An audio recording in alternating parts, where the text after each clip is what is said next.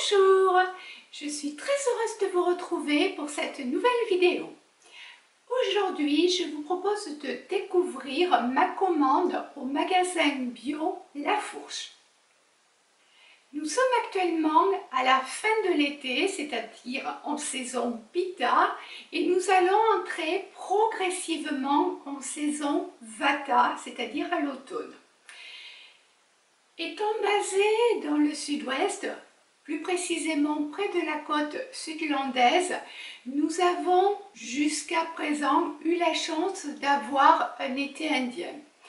Donc ma commande correspond à des achats pour des journées Vata et donc les journées automnales et des achats pour des journées Pitta, c'est-à-dire un peu plus chaudes.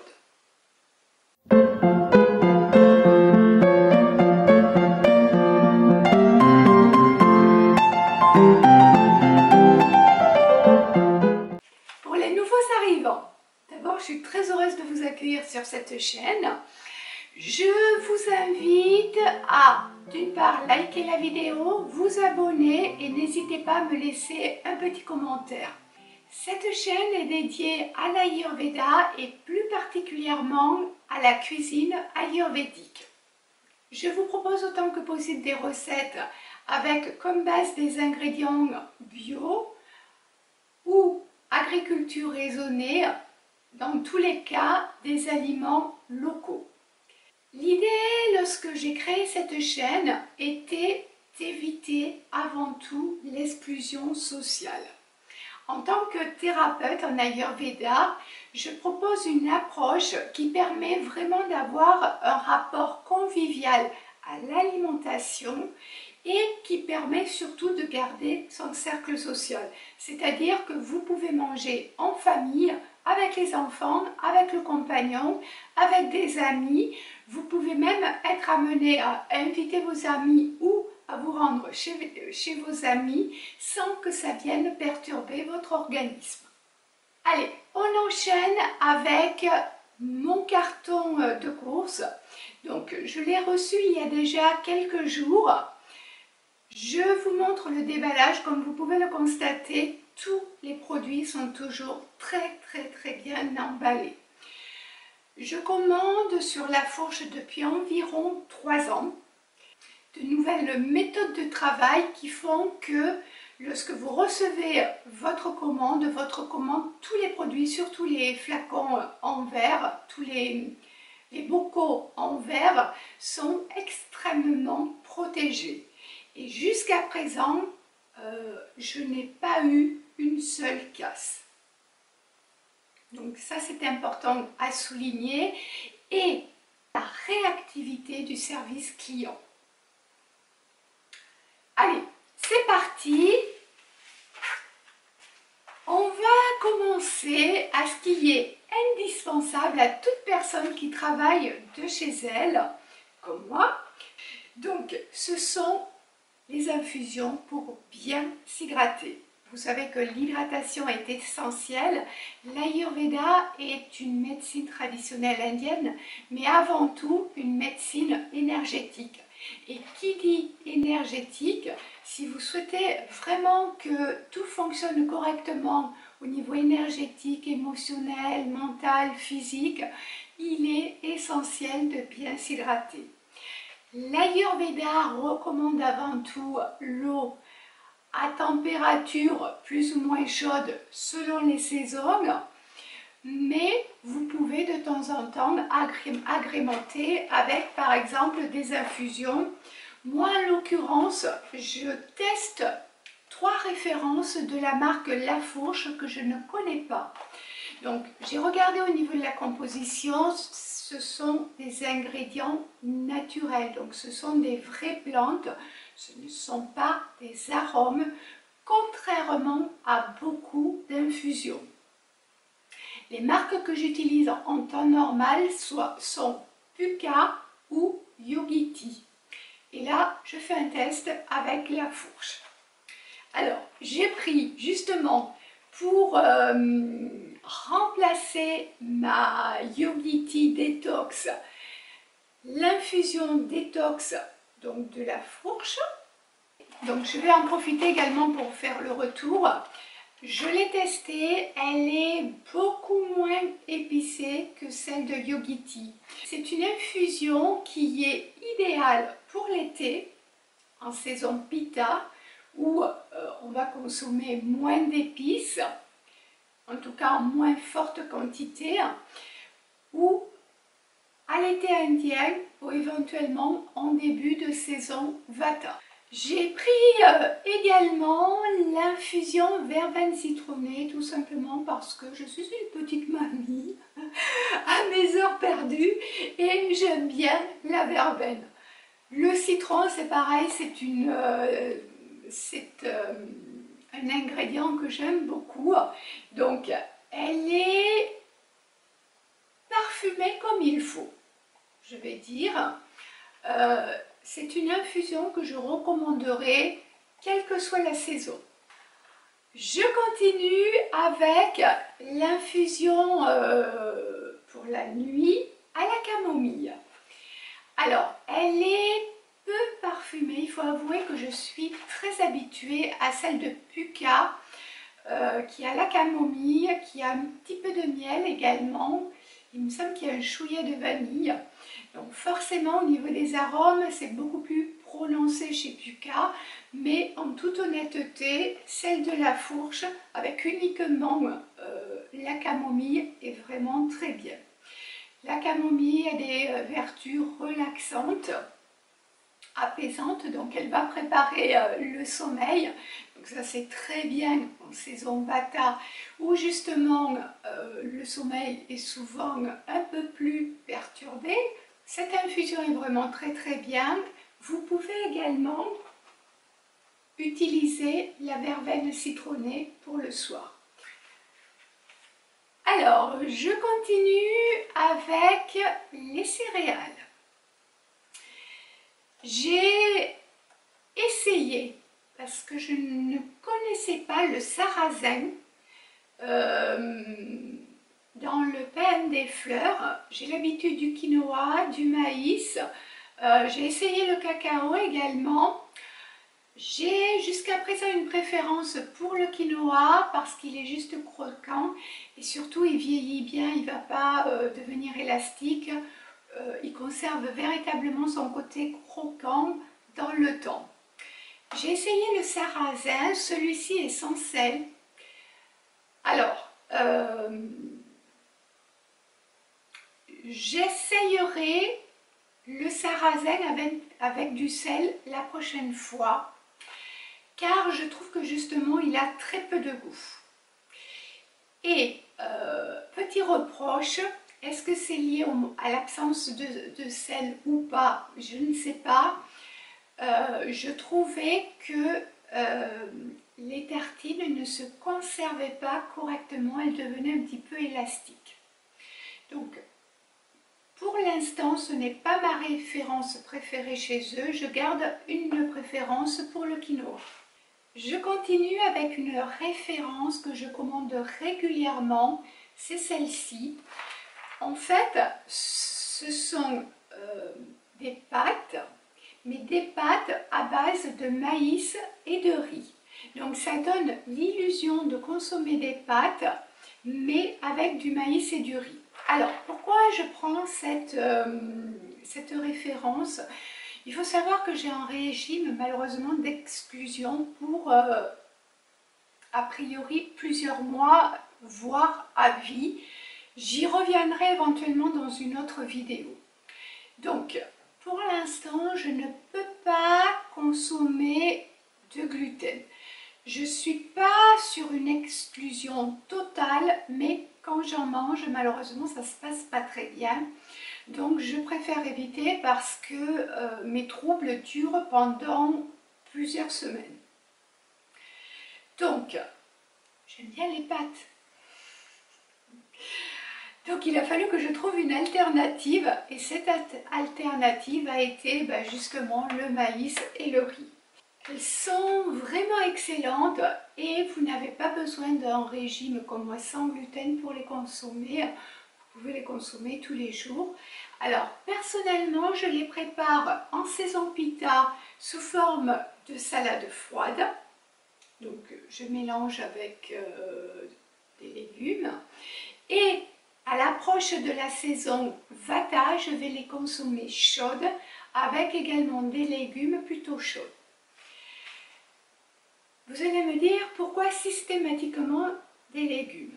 Sur cette chaîne, je vous parle également régulièrement de l'index glycémique. L'index glycémique est très élevé, donc le fait de rajouter des légumes, ça va permettre d'abaisser l'index glycémique. Donc il ne va pas y avoir ce coup de barre après la digestion. Et sachant que normalement, il ne devrait pas y avoir de coup de barre si vous avez un acné, un feu digestif qui est bon également. On continue. Alors, un des aliments de base en Ayurveda est le riz. Le riz, j'ai décidé de le prendre complet, donc toujours du riz basmati, sachant que c'est celui également, pour revenir à l'indice glycémique qui est le plus modéré de tous les riz. Je n'ai pas véritablement modéré, mais de tous les riz, c'est le plus intéressant.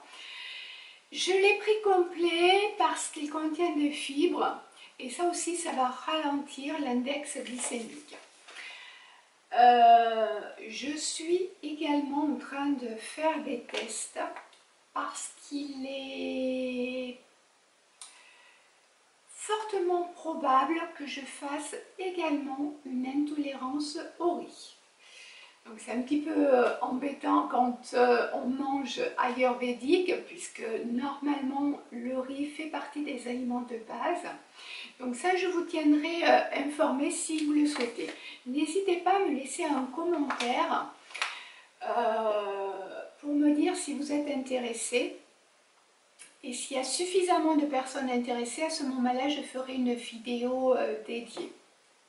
Pour accompagner les pâtes ou le riz, j'ai commandé également une nouvelle référence qui est la passata basilic, donc toujours bio, c'est une purée de tomates.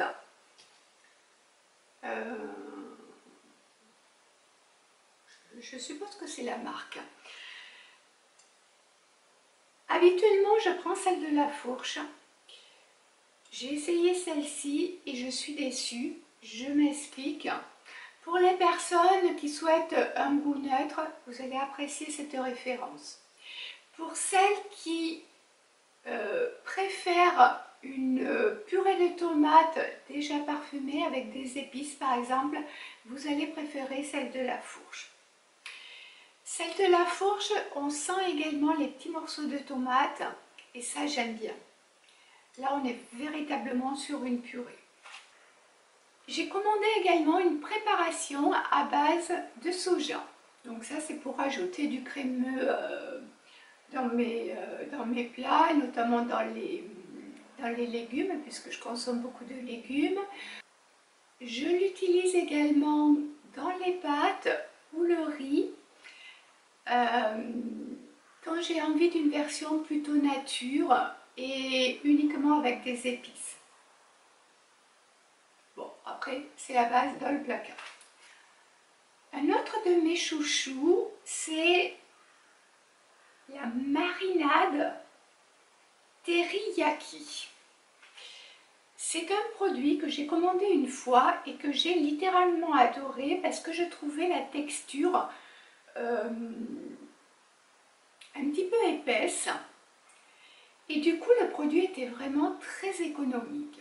Et celui que j'ai recommandé, je ne sais pas si s'il y a eu une modification au niveau de la composition, mais il est beaucoup plus liquide, moins goûteux et du coup beaucoup moins économique. Donc je dois avouer que comme sauce au soja douce, je suis un petit peu déçue, donc je vais continuer mes tests. Je vais voir, je n'ai pas encore consulté le site du fabricant pour voir si éventuellement il y avait eu un changement de formule. comme c'est le cas chez beaucoup de fabricants pour réduire des coûts. Donc voilà, information à vérifier. Alors, un autre indispensable de la cuisine ayurvédique, c'est le ghee. Je vous ai proposé une recette sans la réaction de Maillard, il y a déjà, je crois, un an ou un an et demi. Je vous remets la référence de la recette. C'est une recette qui est vraiment très facile à faire et surtout qui n'est pas toxique. Bien que j'ai l'habitude de faire cette recette de temps en temps, je suppose comme vous, dites-moi s'il vous plaît, est-ce que c'est comme vous ou pas du tout? Est-ce que je suis la seule sur Terre à des fois ne pas avoir envie de faire fondre mon ghee, mon beurre plutôt, pour le transformer en ghee et à ce moment-là à le commander? Pitié, dites-moi que non, pitié.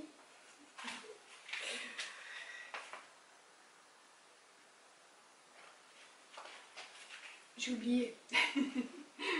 Je plaisante, mais après j'oublie des informations importantes. Je prends celui-ci pour deux raisons. D'une part, le format est économique et d'autre part, il a deux labels, le label bio et le label EcoCert. Donc ce sont deux labels qui sont hyper rigoureux, donc je suis certaine de la qualité du produit. Petit détail également, là on le voit bien, il fait hyper chaud dans la pièce dans laquelle je tourne. D'ailleurs j'espère que je vais pouvoir mener à bien cette vidéo parce que j'ai déjà eu plusieurs surchauffes de l'appareil. Donc j'espère que vous aurez la vidéo en entier. Petit aparté sur le ghee se conserve à température ambiante, en aucun cas au frigo. Ça c'est vraiment très important, à température ambiante. Je l'utilise essentiellement pour cuisiner, pour faire revenir les épices ayurvédiques et également pour apporter de l'onctuosité à mes plats. Sachant que en saison Vata, c'est le moment où il faut apporter un petit peu d'onctuosité. Je continue avec un nouveau test également qui est la moutarde bio de La Fourche. Je l'ai essayée. Alors, elle ne contient pas les petits grains. Je crois que c'est l'autre référence que je n'ai pas encore testée qui contient les petits grains. Elle est suffisamment... elle est à tendance forte. Voilà. Pour moi, c'est la saveur idéale.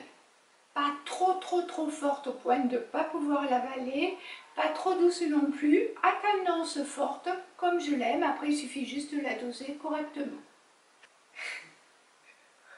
J'ai l'impression d'être au TH. Je continue. Alors, nous allons voir les huiles.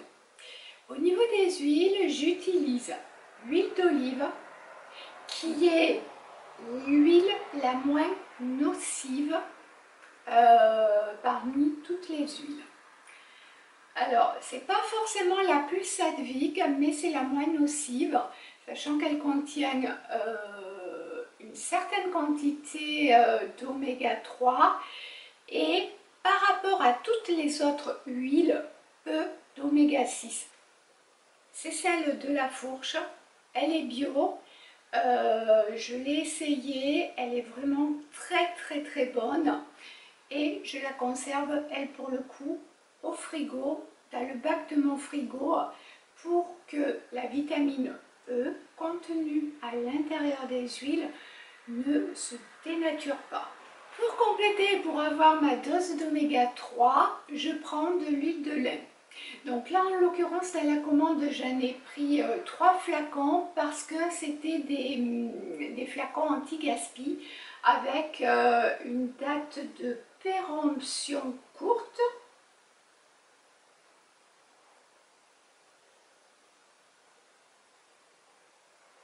Oui, en effet, elle se termine le 16-11-2023.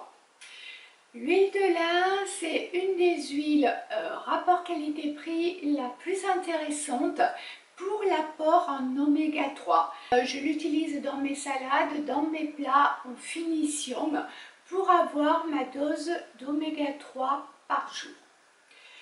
Je préfère utiliser, et rapport qualité-prix c'est quand même beaucoup plus intéressant, de l'huile de lin plutôt que des comprimés. Sachant que parmi les huiles qui contiennent le moins de moustiques, c'est pas vrai, parmi les huiles qui contiennent le plus d'oméga 3, on va retrouver l'huile de lin, on va retrouver la cameline, on va retrouver la noisette également. La seule différence va se jouer au niveau du prix. Donc en fonction de votre budget, voilà, vous pouvez alterner avec ces trois par exemple. Un autre ingrédient également que j'aime beaucoup, c'est le jus de citron. Je prends celui de la fourche. Rapport qualité-prix, il est juste imbattable. Il est bio, donc avec deux labels, AB et le label EcoCert. Il se conserve super bien, puisqu'il est quand même dans un flacon opaque, de même que les deux huiles que je vous ai présentées tout à l'heure. Je l'utilise pour apporter de la saveur à mes plats. Ça me permet de composer avec les 6 saveurs de l'Ayurveda. Voilà, c'est une petite astuce. On va continuer avec les sources de protéines. Jusqu'à présent, je prenais ce tofu. Ce qui est intéressant, c'est qu'il est présenté dans un flacon vert et qu'on peut le recharger au fur et à mesure. Bien que je vous ai dit n'avoir jamais eu de casse, j'anticipe au cas où un transporteur serait un peu plus vif que les autres et du coup je me retrouve avec de la casse. Donc je commande systématiquement un comme ça que je recharge avec, vous me voyez, oui, celui-ci. Il est bio, ils sont tous bio, hein. Alors celui-ci c'est celui de Moulin des Moines. Alors en termes de texture, il est peut-être un peu moins onctueux que celui de Selnat, mais ça se joue vraiment à très très peu. Pour moi, un tofu se doit d'être onctueux. Comment je les prépare? En règle générale, je me fais une petite marinade dans la poêle au feu, donc soit avec du ghee, soit avec délayé avec de la sauce de soja. Je me prépare une petite sauce comme ça, je mets des épices ou des aromates selon la saison, épices plutôt saison Vata, aromates plutôt saison Pitta, et je me le prépare ainsi et après je le rajoute à mes légumes, comme ça va donner du goût. Le tofu ne se consomme pas nature, à moins de véritablement l'aimer, on va éviter de le consommer nature parce que pour le coup ça n'a aucun goût, mais vraiment aucun. Donc tofu, toujours le préparer dans une marinade pour lui donner du goût. J'ai déjà fait également avec de la purée de tomates. J'avais mis du ghee et beaucoup d'épices ou d'aromates et franchement c'était très très bon également. Pour tous ceux qui recherchent des protéines végétales, le tofu est sans gluten. Le tofu est vraiment excellent. Nouveau test avec les protéines de soja. Rapport qualité-prix. En termes de protéines, c'est actuellement ce qu'il y a de moins cher sur le marché. Donc pour les fins de mois difficiles, pour les petits budgets, je vous recommande les protéines, ce type de protéines au soja. Je n'avais pas vu lorsque je les ai commandées, mais en plus les Hello Bio sont plus que locales puisqu'elles viennent de Saint-Georges-de-Marenne qui est donc dans les Landes pour ceux qui ne connaissent pas. C'est à une vingtaine de kilomètres, de chez moi. Donc je ne savais pas qu'ils fabriquaient en plus des protéines de soja. Faudra que je fasse une petite recherche pour voir si éventuellement ils ont un magasin physique à l'occasion. J'ai pris également celle de Selnat et je me rends compte que le diamètre est un petit peu différent, donc ça à l'occasion je vous ferai un retour. J'ai pas encore testé. Si vous êtes intéressé par des recettes ou le mode d'utilisation, n'hésitez pas à me laisser un commentaire. S'il y a suffisamment de personnes intéressées, à ce moment-là, je vous ferai une vidéo dédiée. Alors, pour ceux qui ne me connaissent pas encore, je suis une grande gourmande. Donc, il allait de soi que j'allais faire des tests de gourmande. Donc, j'ai commandé les éclats de fèves de cacao d'Artisans du Monde. Donc, pareil, c'est bio.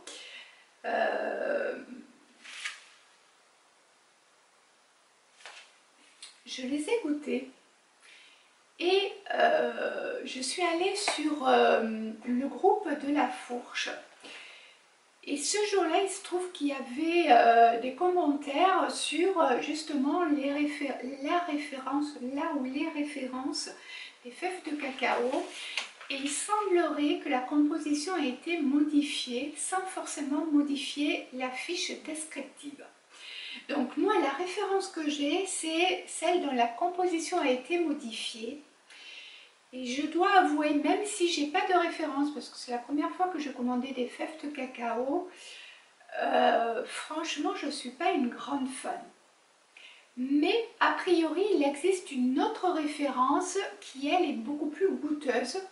Donc à l'occasion je commanderai l'autre référence et je vous ferai un feedback. Alors, qui dit infusion dit aussi une petite douceur dans l'après-midi et cette petite douceur se traduit par un carré de chocolat noir. J'ai voulu tester celui de la source. Alors, en toute honnêteté, ce qui m'a attiré, c'est leur tarif. Rapport qualité-prix pour un chocolat noir bio. Ils sont imbattables.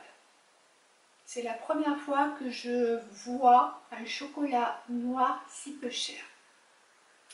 Donc du coup, j'en ai profité pour essayer plusieurs références.